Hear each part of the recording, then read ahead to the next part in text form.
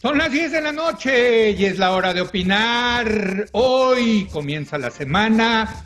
Como todos los lunes tendremos nuestra mesa de debate con Héctor Aguilar Camín, Jorge Castañeda y Javier Tello para discutir tres temas muy polémicos.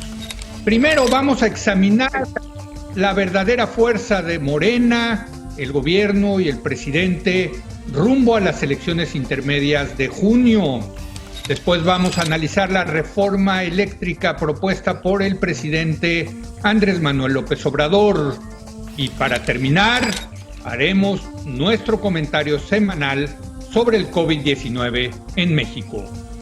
Así que quédese aquí en Foro TV, que ya comenzó la hora de opinar.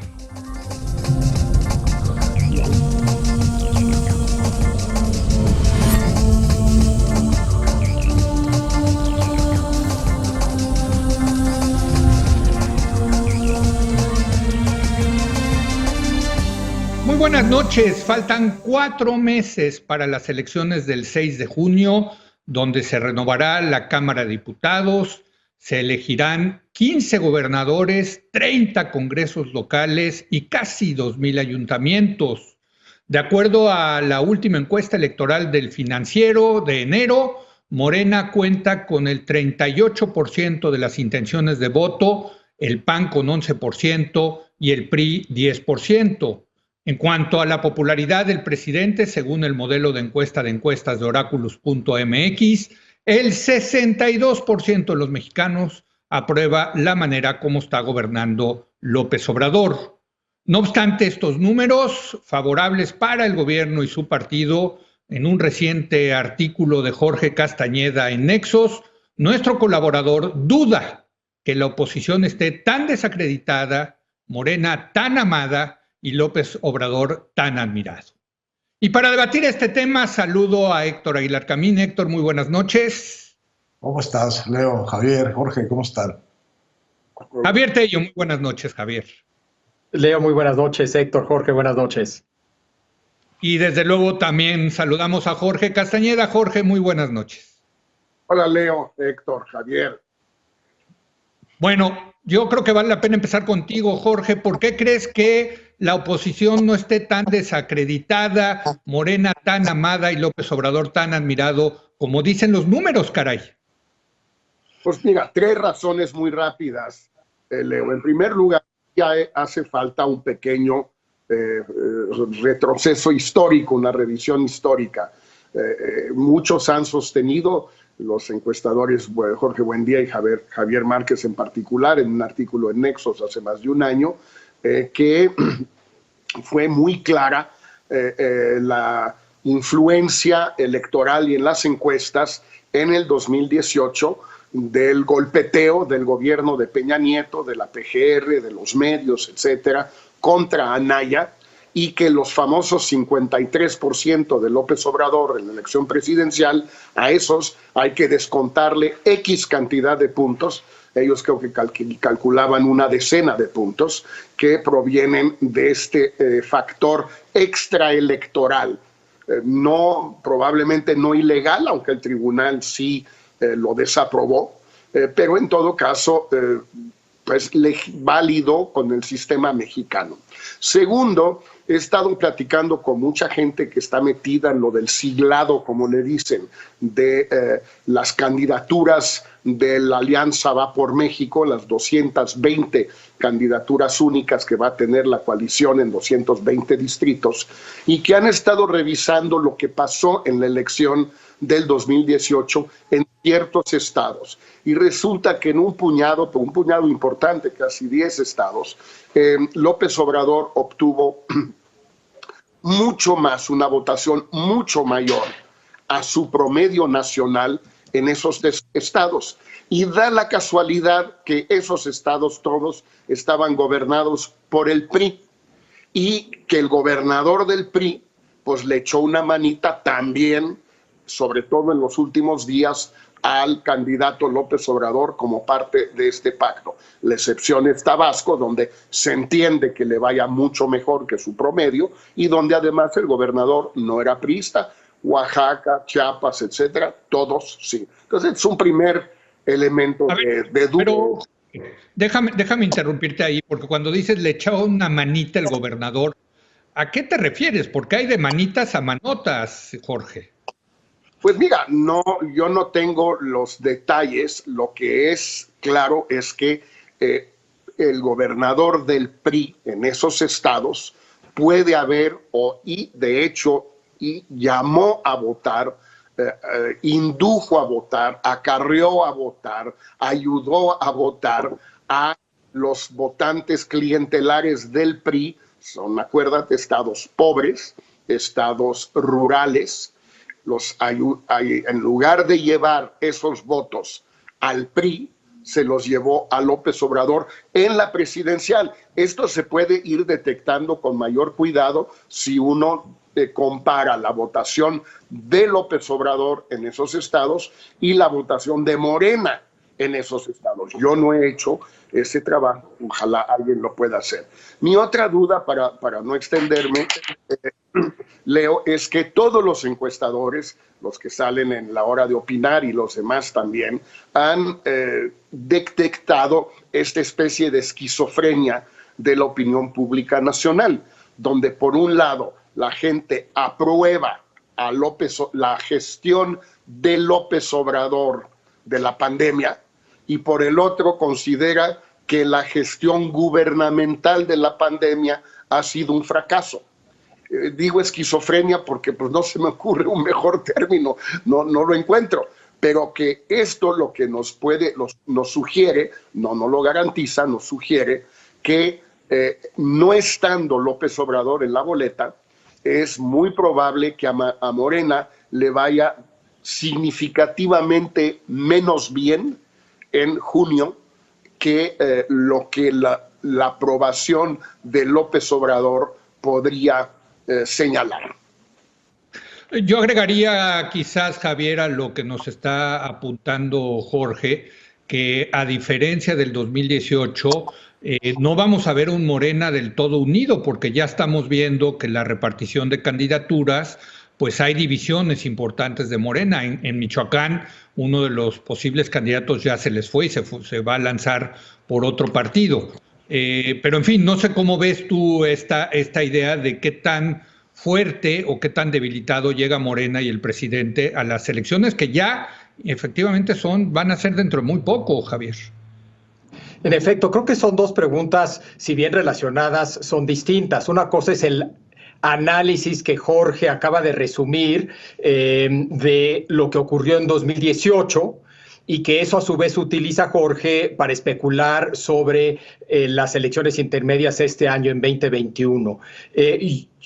Yo coincido en que las elecciones de 2021 son muy distintas a las 2018. Lo que no me acaba de convencer es el análisis de Jorge de 2018.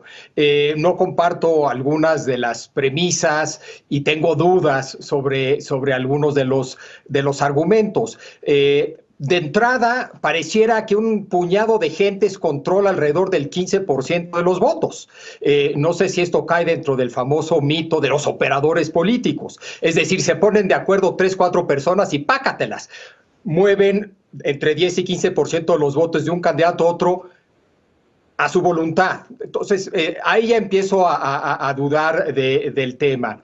2, habla de una disciplina priista, o presupone una disciplina priista, que precisamente yo creo que fue lo que se colapsó en 2018. Es decir, cuando queda muy claro que no va a ganar el candidato priista, el presidente bien puede llamar a todos los gobernadores priistas, a entonces Los Pinos, y decirles, señores gobernadores, hay que jalar con Morena, y todo el mundo en la junta diría, sí, señor presidente.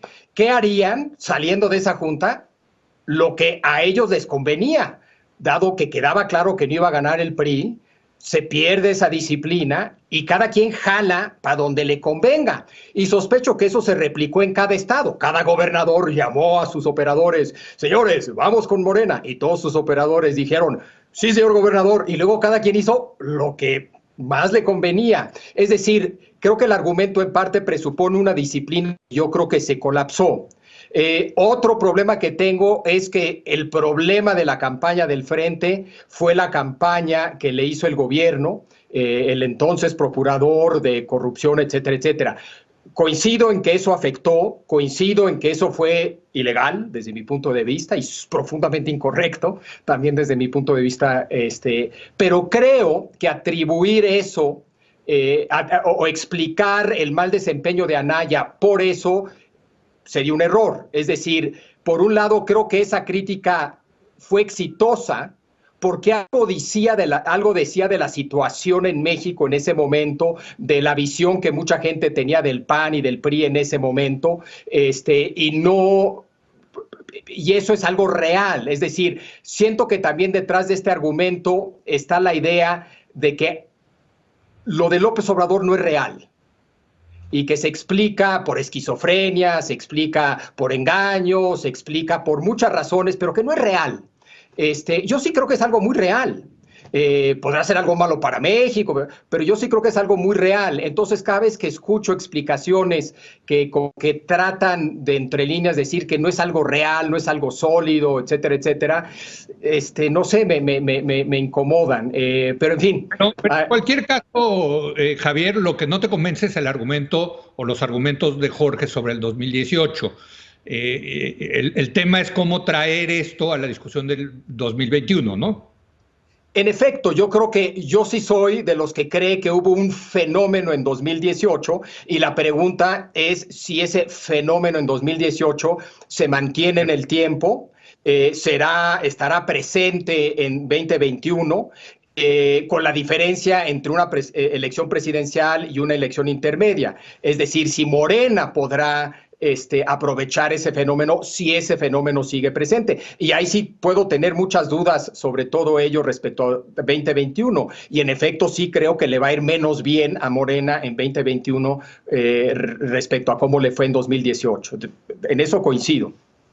Bueno, yo que he visto ya muchas elecciones intermedias, Héctor, creo que los operadores naturales de las elecciones intermedias, por su carácter local, son los gobernadores, precisamente, más que tener una figura nacional. Esa es una diferencia enorme, aquí lo hemos dicho, más que tener una elección, en realidad vamos a tener 32 elecciones de 32 estados, cada realidad va a ser diferente. Les cuento aquí una anécdota que me decía un amigo encuestador, que decía, voy a ver a un estado donde dos partidos van en coalición, ¿no? Y están muy amiguitos en ese estado, y me paso al estado de junto, al estado vecino, y ahí son enemigos acérrimos esos dos partidos. Héctor. Bueno, mira, tiene razón Javier, no hay que negar que hubo un fenómeno, digamos, en el 2018, pero también hubo la tranza. Es decir, el fenómeno hizo evidente para Peña Nieto que la elección le iba a ganar López Obrador. Ese fue el fenómeno. Y luego el presidente Peña Nieto hizo la trampa, que fue inventarle un delito a uno de los contendientes, que lo volvió ante la opinión pública algo muy parecido a la corrupción de Peña Nieto y del PRI. Entonces, el fenómeno López Obrador, cuando lo vio venir Peña Nieto, su decisión, como lo demuestra la invención del delito, fue: a este no lo puedo parar, mejor me alío con él y veo cómo salgo bien librado. Y ha salido bastante bien librado. No me extrañaría en lo más mínimo que también hubiera acompañado la invención de ese delito con un mandato a sus gobernadores para que ayudaran al triunfo de López Obrador, porque el que le había prometido la cárcel era Anaya. Gran error de campaña de Anaya, pero se le había cantado y prometido al presidente Peña Nieto. Entonces, de lo que no hay duda es de que existió esa intromisión ilegal del presidente de la República y el gobierno de México en favor de uno de los candidatos. No fue una elección en la que el gobierno no metiera las manos. La otra intervención que conocemos, comprobada, del presidente y de sus poderes para impedir que un candidato participara, fue la acusación, el intento de desafuero que hizo Fox de López Obrador. La siguiente evidencia de un presidente que se metió en contra de un candidato y a favor de otro, porque ni modo que fuera a favor de Meade, era a favor de López Obrador, fue Peña Nieto. De manera que a mí no me resulta, digamos, ilógico que Peña también le haya dicho a sus gobernadores fieles, pues todo lo que puedan llevarle a este señor, llévense. Los hechos posteriores demuestran que el presidente López Obrador ha tocado con algunas declaraciones, con algunos periodicazos, pero hasta el momento ni con el pétalo de una rosa la seguridad y la impunidad del expresidente Peña Nieto. De manera que sí creo que hay una realidad, hay el fenómeno y hay esta otra realidad de la tranza, me parece bastante clara. Ahora, en cualquier caso, Jorge, en tu artículo tú lo que dices es que esto quizás no le hubiera alcanzado a Anaya para ganar, ¿no? Pero sí infló, digamos, la mayoría que tiene hoy López Obrador, tanto como lo que ganó como lo que tiene en el legislativo. Y lo que pones tú en duda otra vez al 2021 es, al no haber estos factores, lo que va a ocurrir es que van a tener una votación menor y una menor presencia, por lo menos en la Cámara de Diputados, si entendí bien tu argumento. Sí, Leo, y simplemente para matizarlo, digamos, la refutación de Javier, no estoy diciendo que hubo un movimiento o un fenómeno, estoy diciendo que tuvo una dimensión menor que ese 53% que se ve y una ventaja de 30 puntos sobre el segundo lugar, que en efecto puede ser pues es extraordinaria, es un landslide, Javier, absolutamente, salvo que si le restamos a esas dos cifras los votos o el porcentaje que cada quien quiera, 5, 10, 12, 13%, incluyendo no 15% del voto nacional de los gobernadores, Javier, en Sonora, en Oaxaca, en Chiapas, en Tabasco, donde digo, ahí se puede considerar una excepción legítima, en 2 o 3 o 4 estados más, pues sí vemos que tal vez no hubo un landslide, un tsunami de 53% y de 30 puntos de ventaja, sino más bien un 45, 44%, una cifra muy respetable, una ventaja sobre Anaya quizás de 15 y pico de %, también muy respetable, poquito más que lo que tuvo Fox en el 2000, mucho más desde luego que lo que tuvo Calderón y de lo que tuvo Peña. Bueno, esa es mi tesis y por lo tanto que el rechazo al llamado PRIAN es menor que lo que todo el mundo dice todos los días y la aprobación o el apoyo o el endoso a Morena y a López Obrador también es menor de lo que se dice. Si esto es cierto, e insisto, estamos hablando en el margen, no de la totalidad, pero si esto es cierto, entonces Morena arranca la campaña del 21 con 2 o 3 handicaps conocidos. Primer lugar, la popularidad presidencial en el medio periodo no se extiende a su partido en el medio periodo. Le pasó a Fox, le pasó a Calderón. Peña no tenía popularidad, entonces no podía extenderse igual. Fox y Calderón estaban... Y ganó. Las ganó a medias con Jorge, le fue bien al PRI en la intermedia con Peña Nieto. Le fue finalmente menos bien de lo que parecía el primer día. Pero quedémonos con Fox y con Calderón para no complicarnos. Sí. Tenía más o menos el mismo nivel de aprobación que López Obrador hoy, y ambos perdieron las intermedias. Es Zedillo igual en el 97. Entonces tenemos ya un patrón de conducta más o menos consistente desde que hay elecciones en México. A algunos encuestadores les gusta usar la del 91, yo no le llamaría una elección a eso, es otra cosa. Puede ser muy interesante una contribución mexicana a la democracia, no sé si representativa o de qué tipo. En fin, Duverger no sé qué hubiera dicho al respecto. Elección, no, eso 91 no fue. Pero bueno, entonces ya vamos con 2 handicaps para Morena.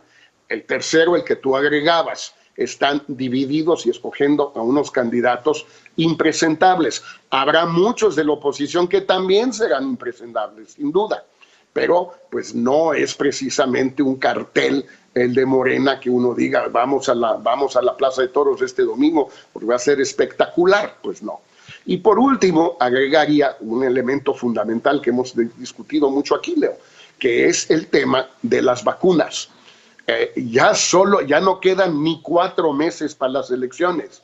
Pues el tema que obsesiona a la gente, a la opinión pública en el país, al electorado, a la sociedad mexicana, son las vacunas.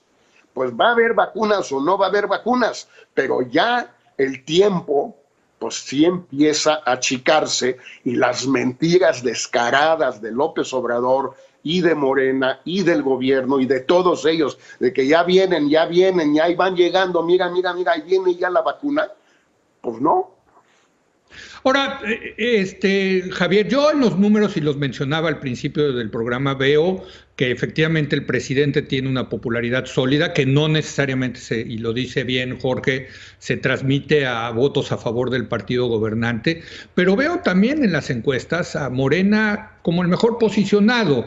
Ahora, también hay que decirlo que el gobierno tiene muy poco que ganar en esta elección, porque ahorita entre Morena y sus partidos satélites tienen mayoría en la Cámara de Diputados, no solamente simple, sino calificada para reformar la Constitución. Ya no tienen upside, tienen mucho downside, tienen mucho que perder, poco que ganar. Y aquí la pregunta es si van a poder retener, creo que la pregunta de fondo, Javier, es ¿van a poder retener la mayoría calificada para reformar la Constitución? O si no, van a tener la mayoría simple para reformar las leyes y sobre todo pasar cada año el presupuesto. Eso es lo que está en juego a nivel federal y es importantísimo para el proyecto López Obradorista, Javier. Sin lugar a dudas, si solamente hablamos de las elecciones en la Cámara de Diputados, ese es el tema. Yo veo complicado, como imagino que ustedes tres también, que logren una mayoría calificada Morena. Sin embargo, lo que sí veo es que si no ganan esa mayoría calificada, no será tan difícil sacar votos por aquí y por allá, porque lo que yo sí veo es una alianza entre el PRI, el PAN y el PRD muy frágil, sumamente frágil.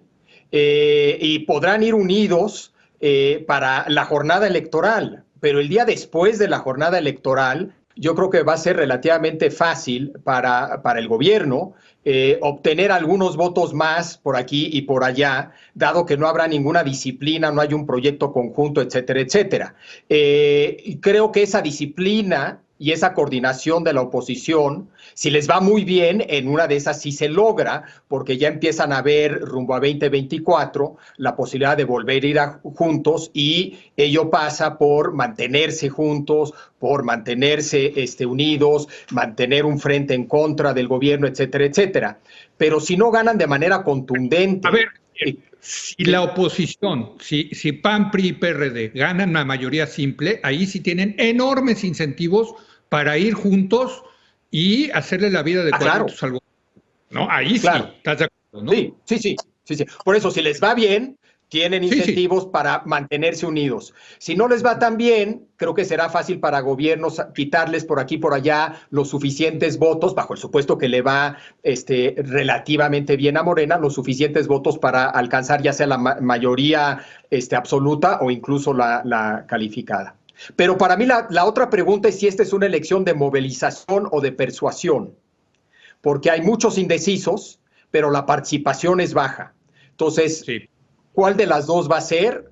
Eso también es otro tema central, para saber quién puede ganar o ganar más. Eso tocas un tema importantísimo, es otro de los factores que va a estar jugando en esto, en la participación, sobre todo si efectivamente no llegan las vacunas, sigue la epidemia dentro de 4 meses, pues yo creo que eso va a alejar naturalmente a mucha gente de las urnas y eso puede, pues lo que va a favorecer es el voto duro de partidos como el PRI que en los estados sigue teniendo esas maquinarias bastante bien aceitadas, Héctor. Sí, no subvaloren el enojo de la gente y la frustración y la indignación de la gente y el dolor de la gente, porque eso mueve montañas. Pero volviendo a la pregunta original, porque creo que nos fuimos mucho hacia el tema de la elección de López Obrador. Primero, vayamos un poco a las cifras y a los hechos. Primero, quien va a la elección es Morena, no va el presidente. Y entre Morena y el presidente, haciendo caso a las cifras que están dándose, hay 20 puntos de diferencia. Morena es el que tiene una mayor intención de voto, pero su intención de voto es muchísimo menor que la del presidente, primero. De manera que no, como dice Jorge, no se trasladan unos votos del presidente para Morena. En segundo lugar, el triunfo de Morena, y es importante volver a las votaciones reales, y por eso me parece muy bueno el ejercicio de Jorge, de su artículo. Cuando uno va a las votaciones reales, lo que uno encuentra en las votaciones reales de 2018 es que Morena no ganó la mayoría, ni siquiera cerca de la mayoría. El presidente ganó un 53%, que por cierto, no es un mandato, no es como lo han convertido en un mandato mediante el cual él puede hacer la transformación que quiera. 53% no es un mandato, porque hay 47% que votó en contra de el que ganó el 53%. Pero Morena tuvo el 37%. Ni siquiera tuvo una mayoría, digamos, absoluta. Lo que sí hicieron Morena y el presidente fue capturar la Cámara de Diputados en unas proporciones que son, para empezar, anticonstitucionales. Porque con el 37% de los votos, Morena tiene como el 52% de las curules. Todavía hay que estudiar cómo le hicieron. Y con el 47% de la votación, todos los partidos de Juntos Haremos Historia, de pronto tienen mayoría calificada, tienen las 2/3 partes de la Cámara de Diputados. Y eso es lo que le ha permitido al presidente hacer su trabajo como ha querido a través del Congreso y obtener toda la legislación y sobre todo todas las reasignaciones presupuestales que ha querido. De manera que hay una inflación política del verdadero voto que recibió Morena y que recibió Juntos Haremos Historia en el 2018. Su representación en la Cámara de Diputados es infinitamente mayor que el de los votos reales que recibieron. Entonces, la votación real fue mucho menor de lo que la inflaron después con el royal de la sobrerepresentación.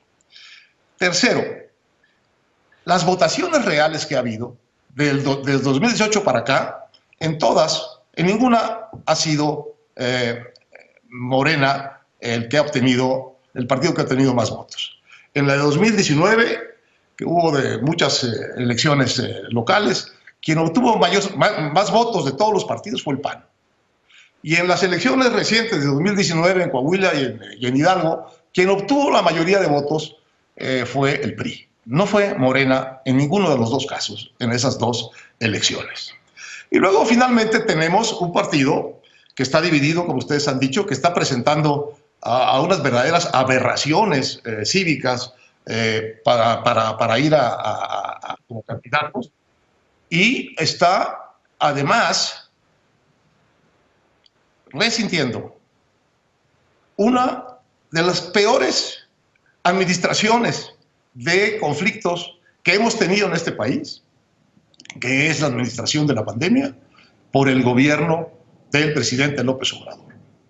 Yo no entiendo cómo esa tragedia que cada vez más claramente es producto de la responsabilidad del gobierno, de su mala estrategia, de su ceguera, de su insensibilidad, de su negación del problema, no entiendo cómo un partido en el gobierno pueda ir a una elección en estas condiciones, en condiciones de fortaleza. Yo creo que tendríamos que ser, como digo, marcianos los mexicanos para volver a darle a este partido la votación que recibió en el 2018. Digo, la votación que recibió en el 2018. Marcianos tendríamos que ser. Yo creo que no hay que subestimar el poder de la propaganda, caray, porque también hay que decirlo Puede que si algo... marcianizarnos. Sí puede marcianizarnos, pero nos tiene que marcianizar, ¿eh? Pues es que realmente son muy buenos para eso, hay que decirlo, para la propaganda. Sí, Jorge. Leo, que hubiera ganado la puerta de Cofepris hace 2 semanas, no te aventaste, le sacaste. Bueno, vamos a junio del 21. A ver, Morena no saca 251 diputados. ¿Morena con los partidos satélites o solamente Morena? No, la coalición de Morena más PT más Verde, porque los chiquitos, quién sabe si tengan registro o no, y quién sabe para dónde se vayan. Yo no estaría diciendo que son tan propiedad de López Obrador como dicen. Entonces, la coalición Morena, ¿cómo se llama esta vez? Haremos historia, hacemos historia, no sé cómo se llame. Mira, yo no voy a apostar contigo porque ya aprendí mi lección. Pero yo sí te voy a decir, yo sí creo que van a tener mayoría simple. Mayoría simple sí. Mayoría calificada está mucho trabajo. 2/3 partes no creo que las logren. 251. Yo creo que sí. Yo creo que te la estoy dando facilísima, Leo, éntrale. Mira, Leo, lo que estás diciendo ahorita es que van a tener más votos que en el 2018. Porque en el 2018 no obtuvieron, la coalición no obtuvo la mayoría simple. No lo Pero obtuvo. entonces tú tampoco crees que vaya a tener... La construyeron después. Los votos reales que recibieron, todos juntos, fueron como 47%. Así que si tú crees que va a sacar el 51, lo que estás diciendo es que esa coalición va a tener 3 puntos más. No necesitan, a ver, Héctor, no necesitan sacar 51%, porque por el sistema mixto de 300 distritos, pueden ahí tener sobrerepresentación en los distritos. Entonces, con que saquen 42, 43%, pueden tener el 51% de los legisladores en nuestro sistema. Javier, veo que tú quieres entrarle a la apuesta, no sé si quieras, tú quieras apostar a Jorge. No, lo que quería decir es lo que acabas de decir, que no necesitan sacar 51% para tener 51 diputados. Para la tristeza de México. Si por mí fuera, yo tendría un sistema totalmente proporcional. Como saben, ustedes siempre han argumentado a favor de la sobrerepresentación. Yo estoy totalmente en contra de la sobrerepresentación. Tuvimos este argumento varias veces en otras elecciones. Pero en efecto, con que lleguen a 42% del voto, el conjunto de los partidos en alianza pueden llegar a los 51, y como tú, Leo, hoy por hoy, yo sí lo veo razonablemente probable. A ver, entonces ya somos dos que sí. Pero reconozco lo que dice Héctor, es decir... No, totalmente, y de aquí a este contexto pueden pasar muchas cosas, y podemos cambiar de opinión, pero hoy por hoy, el 8 de febrero, Javier Tello y Leo Zuckerman piensan que sí es factible que tengan mayoría simple, la alianza... 251 votos, okay. Yo no. 251. Jorge dice que no. Héctor, al 8 de febrero, ¿qué dice? Yo creo que tampoco, y si lo obtienen, es que somos un país de marcianos, sí. Bueno, ese es el febrero, y vale somos cambiar. Una cultura cívica de Marte. También somos unos votantes de Marte. A ver, todavía no hay campañas, todavía no hay candidatos definitivos, en fin, esto todavía apenas comienza. Al 8 de febrero estamos 2-2 de entre que sí consiguen mayoría y no consiguen mayoría simple. Mayoría calificada, ¿tú piensas que sí, Javier? No, la catástrofe de gobierno no acaba de empezar, ¿eh? Va alcanzando su pico, esa es otra cosa, pero no acaba de empezar. Claro. Pero miren, los cuatro estamos de acuerdo que no van a conseguir la mayoría calificada. Y eso es lo que tienen hoy. O sea, ya van de pérdida el gobierno a lo que tiene hoy. Eso es importante decirlo, ¿no? De acuerdo a los 4, ninguno pensamos que van a tener mayoría calificada para reformar la Constitución. Algo que es muy importante para el proyecto López Obradorista, sin lugar a dudas. Y por eso quieren hacer reformas desde ahorita que a lo mejor no van a poder hacer a partir de septiembre. Y eso me permite hacer una breve pausa y regresar con el análisis de la reforma energética. Regresamos, o la reforma eléctrica más bien, regresamos en un momento más.